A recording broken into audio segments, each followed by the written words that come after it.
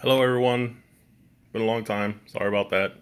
Been busy, with child, newborn, quarantine, obviously, things like that.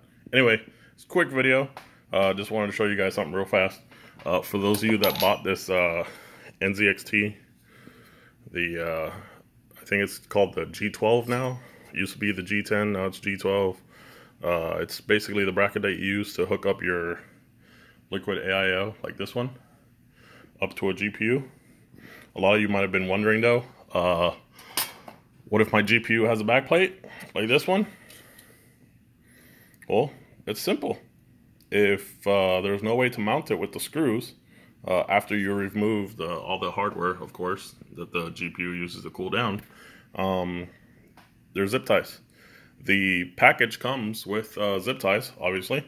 It comes with 5 of them, and here you see I've used all 5. This is an RX 480. We don't do, well, this is for my wife's computer, so she doesn't do very much heavy gaming, but for what she needs, I mean, screw it.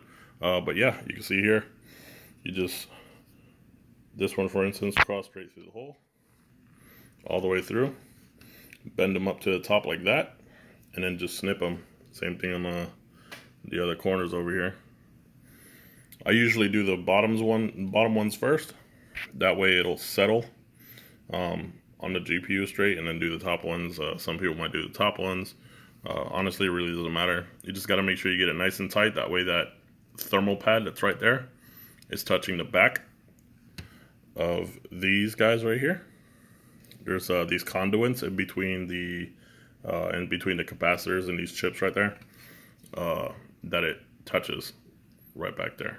So you just got to make sure that that's firmly secure, and you're pretty much done. After that, you just continue with the instructions that NZXT has provided to install your liquid AIO, your Asetek based liquid AIO, up to your G12, G10 bracket, as you see here.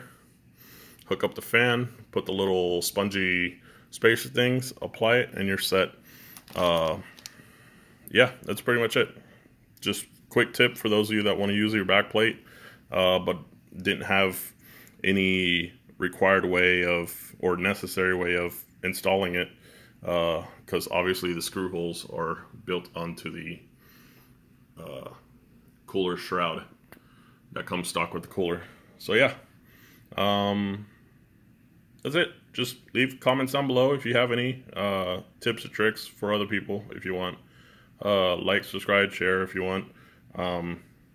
Yeah, see you around.